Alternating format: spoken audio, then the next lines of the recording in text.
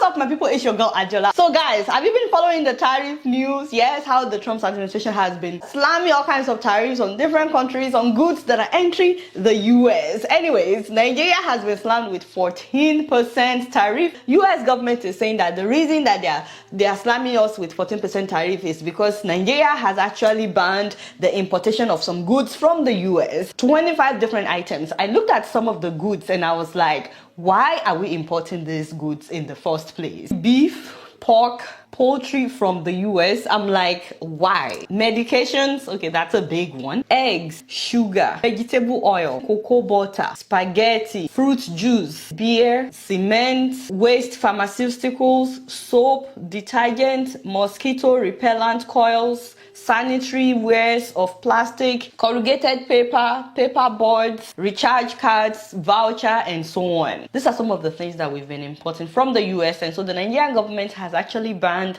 the importation of these 25 items, and so now the US is trying to slam us with this 14% tariff. By the way, I was shocked that Nigeria's Minister of Finance said, oh, it's not actually that bad, it's just 14%.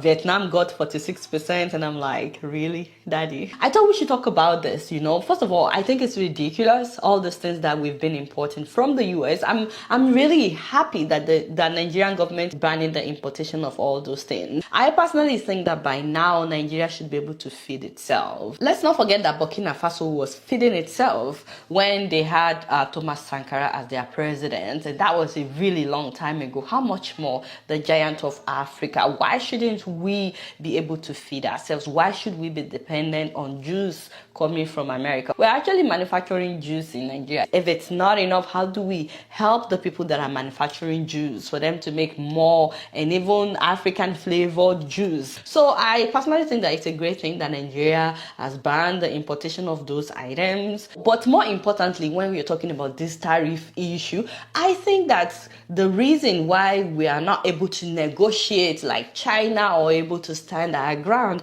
is because, first of all, we missed our own time for industrialization. But it's not too late. It is not too late. We can still do a lot. And the foundation, the basis of all this thing is to first of all fix electricity. What can you produce if you don't have stable electricity? We cannot do anything. We also cannot do much if our road network is not good. You should be able to travel on express road through every state of Nigeria. It should be smooth sailing when they are taking goods from Akwa Ibom to Nasarawa. We should be able to travel without potholes. And more importantly, we have to take care of security. Not many people want to invest when they don't feel safe. A lot of companies are leaving Nigeria because of insecurity. Unfortunately, our government keeps downplaying this. The other time I talked about how much Nigerians paid in ransom. Just in 1 year alone, 2.2 trillion naira. This figure was released by the National Bureau of Statistics, by the way. That's about 1 billion American dollars, guys. That is money that could have gone into business, money that could have gone into the economy. Everything went into the hands of kidnappers. As a matter of fact, the total amount that we paid to kidnappers as ransom is about 8.2% of our national budget of 2024. And the government doesn't realize that something is wrong. The same report told us, by the way, that more than 2 million Nigerians were kidnapped within 1 year. 2.2 million Nigerians, and these were the ones that were reported, and that on average each household paid like 2.6 million naira to get their loved ones back. And it's so unfortunate that in some cases some of them never got their loved ones back even after paying the ransom. There are people who paid way more than that. So insecurity is a major problem, and all this is affecting productivity. A lot of farmers have been displaced.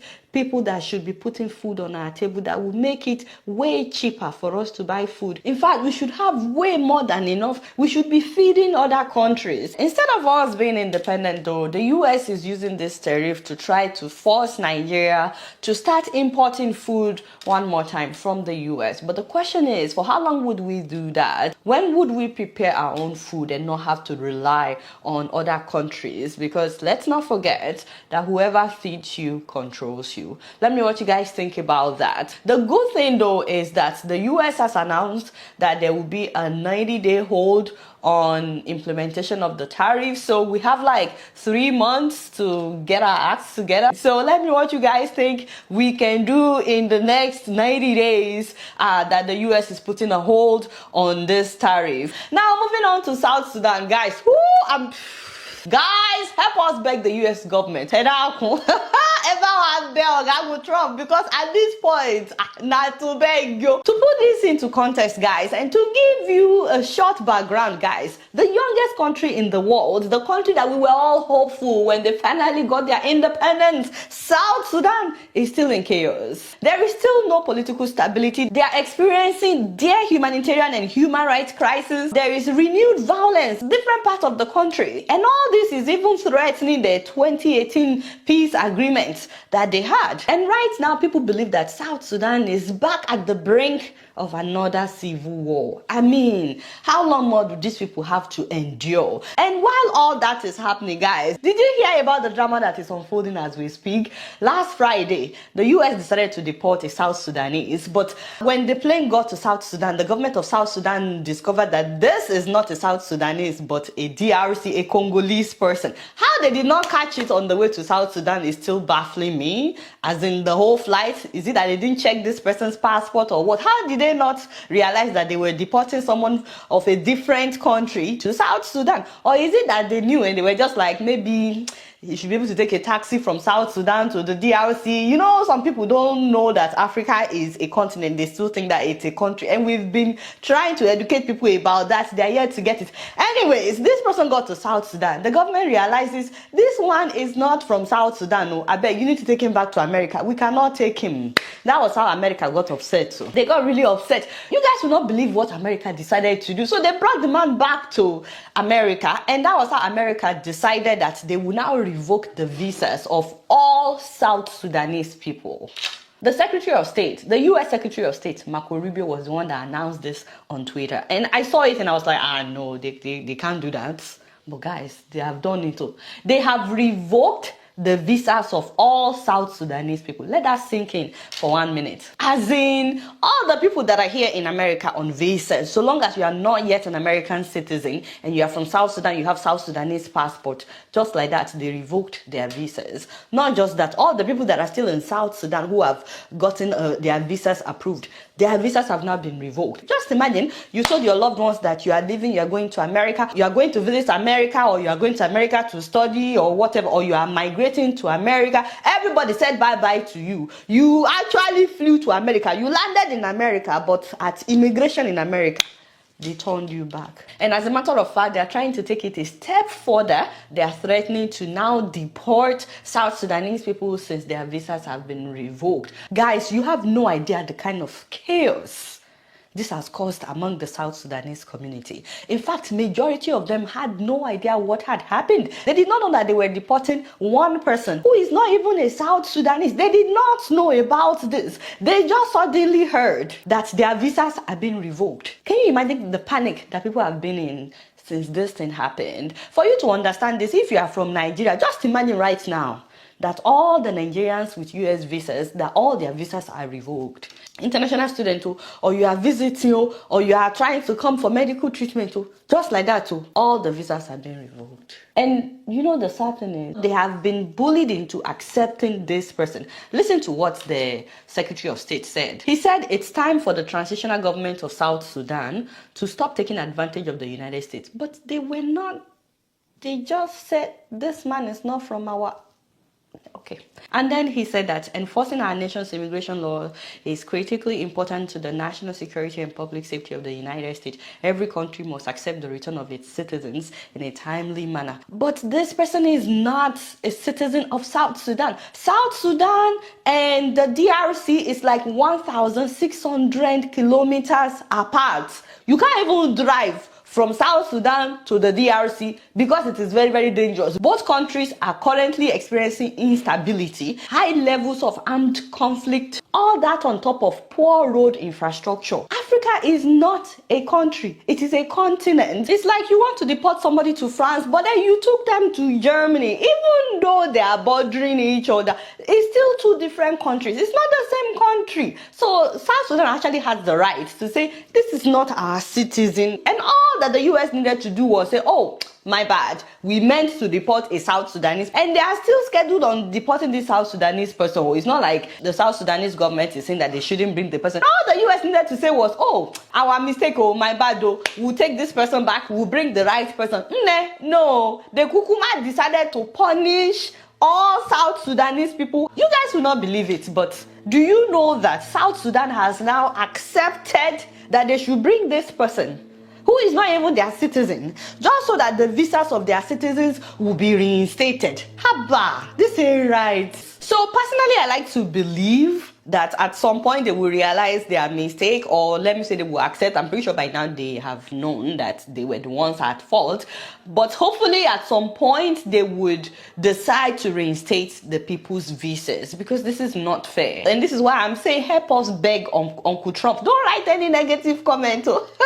Right now, we just need to beg them to reinstate the people's visas. So why am I talking about this? Number one, if you are from South Sudan and you are in America right now, this is not the time for you to travel. Just sit where you are. Don't be traveling right now. Don't say you want to go to another country. It doesn't matter whether you are not going to South Sudan. This is not the time to travel. Don't say you want to quickly go to Canada or you want to quickly go to Australia because you have the visas to go to those countries. They may not allow you back into the US, even though you have a legitimate US visa. Right now, your visa has been revoked. So please, sit down until all this is sorted out. If you were planning on coming to the US as a South Sudanese, please try to wait until all this is sorted out. The second thing that you can do as a South Sudanese is don't go on social media and start yapping this administration right now. This is not the time. It's not worth it. You don't want them to now mark you. If you are here on visa, you are not a citizen yet. If you are here on a visa and you are from South Sudan, this is not the time for you to yap the administration. Just pray that somebody will speak to the people in power for them to reinstate all your visas. Now, the third reason why I talked about this story, which I believe is the most important reason, is the fact that, as far as I'm concerned, this is just another wake-up call for us Africans to fix our countries. Have you ever thought about what's going to happen, by the way, if the US should decide, you know what, we don't want Africans in our country anymore. If you were not born in the US, bye-bye, adios, move. Where would we go to? Whether you are here on visa, whether you are a naturalized US citizen, what options do we have? Are we going to be able to go back to our own countries, or would we start looking for another Western country to go to? It is very, very important. It is very vital for us to also get our act together. We cannot continue to blame the US if the US is not doing what we want them to do, because at the end of the day, it is their country. We also have to fix our countries. It's so unfortunate that we have amazing people, bright people, very brilliant people from Africa, but our leaders make us look like we don't know what we're doing. And we're not even asking for much, guys. We are only asking for basic amenities. Give us stable electricity, fix our roads, give us running water, and ensure security. The rest, people will figure out themselves. We don't have enough good people standing up to get into politics. I know politics is dirty, politics is dangerous in different parts of Africa, but so long as we don't want to get involved, we just have to deal with the people that will get involved, people that don't care about us. Now, if you are not from South Sudan and you're like, why should I care about this? Because if it happens to South Sudan, tomorrow it may be your country. You just never know. So you have to care about what is happening to other people. You don't wait until it happens to you. So in the meantime, we'll keep our eyes on what is happening in South Sudan. It's so unfortunate that the greed of some people is why they are where they are right now. It's just, you know, they got their independence and now suddenly everybody wants to be president, everybody wants to be in power. They started killing each other. Can you imagine? The same people that were fighting together for independence are now fighting each other for the position of leadership, to the point where they have destabilized the country and millions of people have been displaced. So that is what is happening right now in South Sudan. We'll keep you guys updated on whether or not their visas are reinstated, but I am positive that the US government will do the right thing by reinstating the visas of South Sudanese people who are here legally. These people are here legally. They applied for the visas, they paid for the visas, they went for interview, they were interviewed before they were allowed into the country with the US visas. So hopefully their visas will be reinstated. In the last video, I talked about how you can help your loved ones in Africa get remote job in the US by letting them go through an intensive 6-week training by Agile Success Leadership Company. And the offer is still on the table. They are starting today actually, and the fee is $8.99. If you register through me, you get a $150 discount. Those who are registered through them right now are able to apply for jobs in the US and get good jobs so that they are making good money while living in Africa. So if you are interested in that, the link is on the screen. It's also in the bio. Please make sure that you call them, and you can still sign up today. Classes are starting April 10th, so you want to make sure that you do that on time. Don't forget to subscribe if you're yet to. Alright, sure, it's Miri and I'm keeping it up in here. Don't forget to follow me on Facebook, Twitter, Instagram, and TikTok. Until next time, I'm gonna see you all there. Peace out.